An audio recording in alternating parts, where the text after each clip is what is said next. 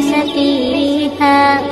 ஒரு மனிதர் நபி ஸல்லல்லாஹு அலைஹி வஸல்லம் அவர்களிடம் வந்து சொன்னாரே, قال رجل يا رسول الله, அல்லாஹ்வின் தூதரே, لا أكاد أدرك الصلاة مما يطول بنا فلان, இன்ன மனிதர் இமாமாக நின்று தொழுகை நடத்தும் போது தொழுகையை எங்களுக்கு நீட்டிக்கொண்டே போவதால் என்னால் பெரும்பாலும் கூட்டு தொழுகையை அடைந்து கொள்ள முடிவதில்லை என்று கூறினார். இதை கேட்டு நபி ஸல்லல்லாஹு அலைஹி வஸல்லம் அவர்கள் உரையாற்றலானார்கள். முன் எப்போதும் நான் கண்டிராத அளவுக்கு கடும் கோபத்தை அன்றைய உரையில் நான் நபி ஸல்லல்லாஹு அலைஹி வஸல்லம் அவர்களிடம் கண்டேன். அவ்வுரையில், மக்களே, நீங்கள் வெறுப்பூட்டுபவர்களாகவே உள்ளீர்கள். ஃபமன் ஸல்லா பின்னாஸி ஃபல்யுஹஃபிஃப், யார் மக்களுக்கு தொழுகை நடத்தினாலும் அவர் சுருக்கமாகவே தொழுவிக்கட்டும்.